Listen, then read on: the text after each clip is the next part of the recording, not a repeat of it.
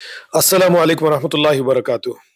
آج انشاءاللہ العزیز میں ایک اہم موضوع سے کچھ باتوں کو آپ کے سامنے پیش کرنے کی کوشش کروں گا۔ وہ موضوع ہے کیا اسلام میں غلام اور لونڈی کی اجازت ہے؟ جیسا کہ بہت سارے غیر مسلمین، ایکس مسلمز اور ملحدین اسلام پر اعتراضات کرتے رہتے ہیں، انہی میں سے ایک اعتراض کہ اسلام نے آزاد انسانوں کو غلام اور لونڈی باندھی بنانے کی اجازت دی ہے۔ ایسا ہرگز نہیں ہے۔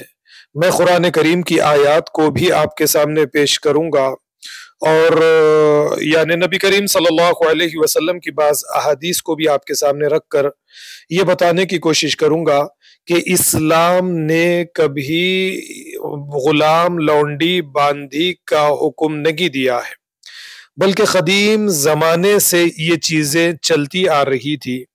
اسلام سے پہلے اس دنیا کی قدیم قومیں جنگی قیدیوں کو ایسا مجرم خیال کرتی تھی جن کی حمایت کوئی قانون نہیں کر سکتا تھا۔ ان کے ساتھ وحشیانہ سلوک کو جائز سمجھا جاتا تھا۔ ان کو غلام بنانا، ان کا بیچنا، ان کو قتل کرنا، ان کے ہاتھ، پیر، کان، ناک کاٹ دینا، آنکھ پھوڑ دینا، زندہ آگ میں جلا دینا، یہ سب کچھ کیا جاتا تھا۔ اس زمانے میں قیدیوں کا کوئی احترام نہ کیا جاتا تھا، نہ ان کے لیے کوئی رعایت تھی، نہ ان کے لیے آزادی، نہ کوئی قانون تھا۔ بس دو ہی چیزیں تھی، یا تو قتل کر دیے جائیں یا غلام بنا لیے جائیں۔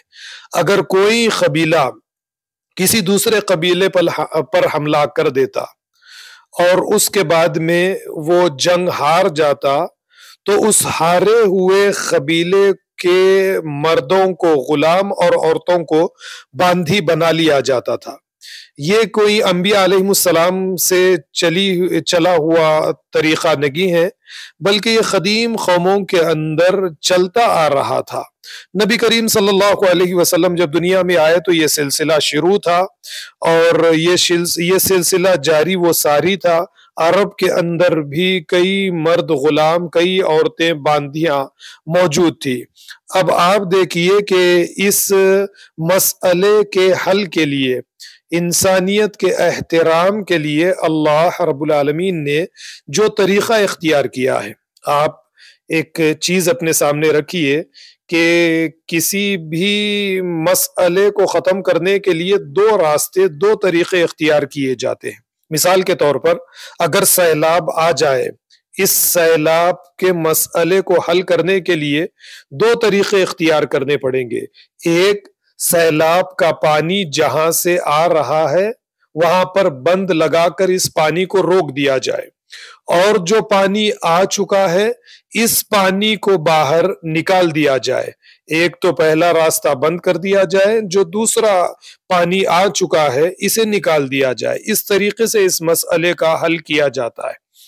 تو اسلام پر بھی اگر آپ نظر ڈالیں گے تو اسلام سے پہلے یہ چیزیں موجود تھی۔ کئی مرد و عورتیں غلام، باندھی، لونڈی کی حیثیت سے عرب کے اندر موجود تھی۔ اب قیدی بنائے جانے کا سورس، ذریعہ ایک ہی تھا، وہ تھی جنگ۔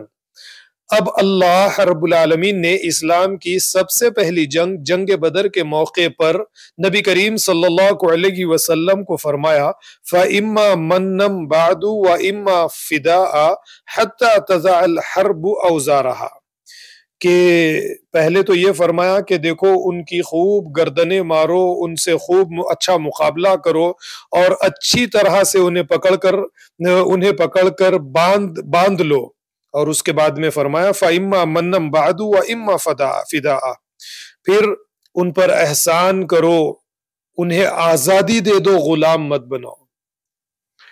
جو فدیہ دے سکتے ہیں ان سے فدیہ لے لو، جو فدیہ نہیں دے سکتے ان سے بنا کسی فدیے کے انہیں آزاد کر دو۔ یعنی اسلام سے پہلے جنگی قیدیوں کے ساتھ یہ معاملہ کبھی نہیں ہوا تھا۔ یہ اسلام نے پہلی مرتبہ یہ کام کیا اور یہ بتایا کہ دیکھو جنگی قیدیوں کو اس طریقے سے اسلام آزادی دیتا ہے۔ اس کا نتیجہ کیا ہوگا؟ ان کے دل نرم پڑیں گے، مسلمانوں کے دلوں، وہ مسلمانوں سے جو نفرت کرتے ہیں وہ نفرتیں دور ہوں گی، ان کے دلوں میں محبت پیدا ہوگی، اور دنیا اسلام کے اس عظیم کردار کو دیکھے گی تو متاثر ہو کر اسلام قبول کرے گی۔ اللہ تعالیٰ نے آگے سورہ محمد کی آیت نمبر یہ آیت نمبر 4 ہے، سورہ نمبر 47 ہے، دیکھیے آپ، فرمایا حتی تضع الحرب اوزارہا، یہاں تک کہ جنگ اپنے ہتھیار گرا دے۔ کیا پیاری بات ہے۔ تو اس طرح سے اللہ رب العالمین نے غلاموں اور باندیوں کا انتظام کیا کہ یہ طریقہ رک جائے، یعنی جہاں سے یہ غلام اور باندی بنائے جانے کا جو سورس تھا، جو ذریعہ تھا، اسی ذریعے کو اللہ رب العالمین نے پہلے بند کر دیا۔ اب اس کے بعد میں یہ تو ہے کہ اس سے پہلے کئی غلام اور باندی عرب کے اندر موجود ہیں، مسلمانوں کے بیچ میں ہے، مکہ میں ہے، مدینہ میں ہے۔ اب ان کے لیے کیا کیا جائے، ان کو کس طریقے سے آزادی دی جائے؟ تو ان کو آزادی دلوانے کے لیے اللہ رب العالمین نے یعنی اگر کسی مسلمان سے کوئی غلطی ہو جائے، کوئی گناہ ہو جائے، تو اس پر کفارے کے طور پر یہ فرمایا کہ غلاموں کو آزاد کیا جائے، غلاموں کو آزاد کیا جائے۔ اب ایک کے بعد ایک میں آیات آپ کے سامنے پیش کروں گا۔ سب سے پہلے سورہ محمد کی آیت نمبر 4 میں نے آپ کے سامنے پیش کی ہے۔ اب اس کے بعد میں سورہ نساء کی آیت نمبر 92 آپ کے سامنے پیش کر رہا ہوں۔ اللہ تعالیٰ فرماتے ہیں وَمَا كَانَ لِمُؤْمِنٍ أَن يَقْتُلَ مُؤْمِنًا إِلَّا خَطَأً وَمَنْ قَتَلَ مُؤْمِنًا خَطَأً فَتَحْرِيرُ رَقَبَةٍ مُؤْمِنَةٍ، کہ اگر کوئی مومن سے غلطی ہو جائے اور وہ کسی دوسرے مومن کو غلطی سے قتل کر دے تو اس کا کفارہ کیا ہے؟ وہ کسی مومن غلام کو آزاد کر دے۔ فتحریر رقبۃ مؤمنۃ، یعنی یہ طریقہ اللہ رب العالمین نے اپنایا ہے۔ ایسا نہیں کیا گیا کہ ایک ہی اعلان کے ساتھ سارے غلاموں اور باندیوں کو آزاد کر دیا جائے۔ اگر ایسا کیا جاتا تو ایک بہت بڑا مسئلہ مدینہ میں مسلمانوں کے بیچ میں غلاموں کے لیے بھی اور مسلمانوں مالکوں کے لیے بھی ایک بہت بڑا مسئلہ پیش آ جاتا، کیونکہ جو غلام باندی لونڈیاں تھے یہ ان کے اندر کوئی نوجوان بچے یا بچیاں نہیں تھے، ان کے اندر بوڑھے تھے، بوڑھیاں تھی، ضعیف تھے، کمزور تھے، معذور تھے، لاچار تھے، بیمار تھے، بچے تھے، بچیاں تھے، اور ان کا سارا یعنی زندگی کا دار و مدار اپنے مالکوں کے اوپر تھا، مالک ان کے ذمہ دار ہوا کرتے تھے۔ تو اگر اس طریقے سے اعلان کر کر انہیں آزادی دے دی جاتی تو مالک اپنے اپنے گھروں سے انہیں نکال دیتے، انہیں گھروں سے نکلنا پڑتا، اور ایک بہت بڑا مسئلہ سوسائٹی کے لیے آ جاتا کہ مرد شاید چوری کرنے لگ جاتے، برے کام کرنے لگ جاتے، عورتیں برے کام پر لگ جاتی، کیونکہ اس دور میں کمانا وغیرہ وغیرہ یہ کام کاج بڑی مشکل سے ملا کرتے تھے۔ تو اسی لیے اللہ رب العالمین نے آہستہ آہستہ غلاموں کی آزادی کے انتظامات کیے، اور یہی طریقہ صحیح معلوم بھی ہوتا ہے اور یہی طریقہ صحیح بھی ہے۔ جیسے آج کے دور میں اگر ہم مسلمان یہ کہے کہ ہم سودی کاروبار کو نہیں ماریں گے، ہم بینک سے تجارت نہیں کریں گے، بینک میں ڈپازٹ نہیں کریں گے، بینک سے لین دین نہیں کریں گے، وہ اس لیے کہ بینک کا سارا نظام سود پر مبنی ہے، تو اس کے بعد میں کیا ہوگا کہ ایک بہت بڑا مسئلہ کہ معاش کا مسئلہ کولیپس ہو جائے گا، ہم دنیا کے اندر کاروبار کر ہی نہیں سکتے۔ تو اس لیے ہم آج کے اس دور میں سودی نظام کے خاتمے کے لیے بھی اس کا متبادل ہمیں چاہیے، اور آہستہ آہستہ بتدریج اس چیز کو ختم کرنا پڑے گا۔ ٹھیک یہی راستہ اللہ رب العالمین نے اختیار کیا۔ میں نے سورہ نساء کی آیت نمبر 92 آپ کے سامنے پیش کی ہے۔ اب اس کے بعد میں سورہ حج کی آیت نمبر 60 کی طرف آپ لوگوں کو لیے چلوں گا۔ سورہ نمبر 9 ہے، آیت نمبر 60 ہے۔ اللہ تعالیٰ نے یہاں پر صدقہ، خیرات، زکوٰۃ کن لوگوں میں خرچ کیا جائے اس کا ذکر کیا ہے۔ انما الصدقات للفقراء والمساکین والعاملین علیہا والمؤلفۃ قلوبہم وفی الرقاب اور آگے والغارمین وفی سبیل اللہ وابن السبیل فرمایا، یعنی صدقات، خیرات، زکوٰۃ کا مال فقراء کے لیے ہے، مساکین کے لیے ہے، اور جو زکوٰۃ اصول کرنے والے ہیں ان کے لیے ہے، اور جن کا دل جیتنا مطلوب ہو ان کے لیے ہے، وفی الرقاب، اور غلاموں کو، گردنوں کو آزاد کرنے کے لیے ہے۔ تو دیکھیے یعنی اس طریقے سے غلامی کا خاتمہ کیا گیا ہے۔ اب یہ اس آیت کے بعد، کیونکہ وقت بھی میرے پاس زیادہ نہیں ہے، کیونکہ میں اسے زیادہ لمبا نہیں کرنا چاہتا، میں آپ لوگوں کو سورہ مجادلہ کی آیت نمبر 3 سورہ نمبر 58 ہے، دیکھیے یہاں پر اللہ رب العالمین زہار کے بارے میں فرماتے ہیں، اور جیسا کہ آپ جانتے ہیں کہ زہار یعنی کوئی مرد اپنی بیوی کو ماں کے جیسی یا ماں کی پیٹھ کی جیسی کہہ دے تو اسے بھی طلاق جیسا سمجھا جاتا تھا۔ تو یہاں پر اللہ تعالیٰ فرماتے ہیں کہ اگر کسی مرد سے یہ غلطی ہو جائے، والذین یظاہرون من نسائہم ثم یعودون لما قالوا، کہ اگر کسی نے یعنی زہار کر لیا، یہ اپنی عورتوں سے یہ کہہ دیا کہ تم میری ماں کے جیسی وغیرہ وغیرہ ہو، اور یہ کہنے کے بعد میں اپنے اس قول سے انہوں نے رجوع بھی کر لیا، اللہ تعالیٰ فرماتے ہیں فتحریر رقبۃ من قبل ان یتماسا، تو اپنی بیویوں کو ہاتھ لگانے سے پہلے کفارے کے طور پر ان کے لیے ضروری ہے کہ یہ غلام کو آزاد کرے۔ دیکھیے آپ، پھر یہاں پر بھی غلام کی آزادی کا ذکر کیا گیا، اس طریقے سے غلاموں کو آزادی دی جا رہی ہے۔ پھر ایک دوسری آیت سورہ مائدہ آیت نمبر 89 سورہ نمبر 5 ہے، دیکھیے اللہ تعالیٰ پکی قسموں کے بارے میں فرماتے ہیں، لا یعاقبکم اللہ باللغو فی ایمانکم ولکن یعاقبکم بما عقدتم الایمان فکفارتہ اطعام 10 مساکین من اوسط ما تطعمون اہلیکم، کہ پکی قسموں کا کفارہ، یعنی بات کو پکا کرنے کے لیے تم نے قسم کھا لی، کچی قسم ہے عادتاً تم نے کھا لی کوئی مسئلہ نہیں، لیکن بات کو پکی کرنے کے لیے جب تم نے قسم کھا لی اور اس پر قائم نہیں رہے، اسے تم نے توڑ دیا، تو اس کا کفارہ کیا ہے؟ 10 مسکینوں کو کھانا کھلانا جو تم اپنے اہل و عیال کے ساتھ کھاتے ہو، او کسوتہم، یا ان کو کپڑے بنانا، او تحریر رقبہ، یا پھر غلام باندھی لونڈی کو آزاد کرنا۔ یہ اسلام کی تعلیمات ہے۔ جب اس طریقے سے صحابہ کرام نے غلاموں اور باندھیوں کو آزاد کرنے کا ایک سلسلہ شروع کیا تو دیکھتے ہی دیکھتے تقریباً غلاموں کو آزادی ملنے لگی۔ اللہ کے نبی صلی اللہ علیہ وسلم نے فرمایا کہ اے میرے صحابہ، جو تم کھاتے ہو اپنے غلاموں کو کھلاؤ، جو پہنتے ہو اپنے غلاموں کو وہی چیز پہناؤ، ان کے ساتھ اچھا سلوک کرو، کل قیامت کے دن ان کے بارے میں اللہ رب العالمین تم سے سوال کریں گے۔ تو صحابہ کرام کا یہ حال تھا کہ صحابہ کرام اپنے ذاتی مال سے غلاموں کو خرید کر آزادی دیتے چلے جاتے۔ تو یہ غلاموں کے ساتھ یہ سلوک اسلام نے کیا، اس کے علاوہ کسی اور مذہب نے ایسا بہترین سلوک غلاموں کے ساتھ نہیں کیا، لیکن اس کے باوجود ملحدین ہے، ایکس مسلمز ہے، یہ عجیب و غریب قسم کی باتیں پیش کرتے ہیں کہ اسلام میں غلام اور لونڈی رکھنا جائز ہے۔ ہاں، یہ بات کو بھی ہمیں ماننا پڑے گا کہ ہمارے علماء بھی بعض یہ باتیں کہتے ہیں کہ آج کے دور میں بھی غلامی جائز ہے، غلاموں کو رکھا جا سکتا ہے، جنگی قیدیوں کو غلام بنایا جا سکتا ہے، باندی رکھی جا سکتی ہے، ان کے ساتھ جو تعلقات بنائے جاتے ہیں وہ تعلقات بھی رکھے جا سکتے ہیں۔ ایسا نہیں ہے، اللہ رب العالمین نے اس کی اجازت نہیں دی ہے۔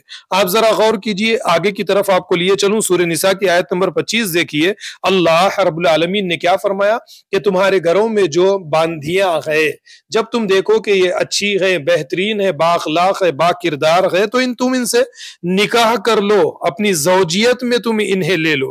فرمایا وَمَن لَّمْ يَسْتَطِعْ مِنكُمْ طَوْلًا أَن يَنكِحَ الْمُحْصَنَاتِ الْمُؤْمِنَاتِ، دیکھو اگر تم آزاد مومنہ عورت سے نکاح نہیں کر سکتے، طاقت نہیں ہے ان سے نکاح کرنے کی، فَمِمَّا مَلَكَتْ أَيْمَانُكُمْ مِنْ فَتَيَاتِكُمُ الْمُؤْمِنَاتِ، تو جو باندھیاں تمہارے گھروں میں موجود ہیں تم ان سے نکاح کر لو۔ کیا پیاری تعلیم ہے، باندھیوں کے ساتھ نکاح کی اجازت دی جا رہی ہے، اور یہ کہا جا رہا ہے کہ تم ان کے ساتھ نکاح کر لو۔ پرانے دور میں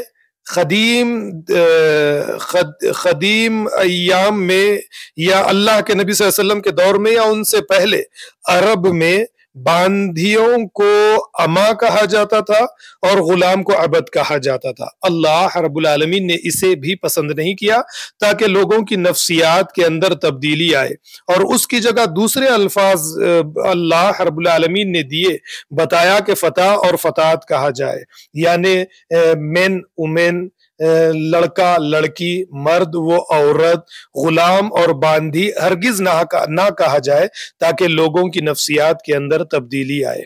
और यहाँ तक के हुक्म दिया अल्लाह रब्बुल आलमीन ने सूरह बकरा की आयत नंबर 221 में कि अगर कोई मुशरिका औरत मालदार हो, खूबसूरत हो, तुम्हें पसंद हो, लेकिन वो मुशरिक है, ईमान ना लाए, तो तुम उससे निकाह मत करो। इसके अलावा कोई बांधी मौजूद है जो बांधी है, लौंडी है, लेकिन बा ईमान है, तो वो तुम्हारे लिए इस मुशरिका औरत से बेहतर है। फरमाया वला तंकिहुल मुशरिकाति हत्ता युमिन्ना वला अमतुम खैरुम मिन मुशरिकतिन वलौ अअजबतकुम वला तुंकिहुल मुशरिकीना हत्ता युमिनु वला अब्दुम मुमिनुन खैरुम मिन मुशरिकिन वलौ अअजबकुम। तो आप जरा गौर कीजिए, ना मर्द यानी आजाद मर्द है लेकिन मुशरिक है, उससे निकाह करने की इजाजत नहीं। उसके बदले में गुलाम है, आजाद नगी है, अल्लाह ने फरमाया ईमान वाला है, उससे तुम निकाह कर लो, वो तुम्हारे लिए उस मुशरिक मर्द से, उस मुशरिक औरत से ज्यादा बेहतर है। अब इसके बाद में चलिए, इस तरह से गुलामों और बांदियों को आज़ादी का एक सिलसिला शुरू हुआ। फिर अल्लाह रब्बुल आलमीन ने फरमाया वल्लज़ीना यब्तगूनल किताबा मिम्मा मलकत अयमानुकुम फकातिबूहुम।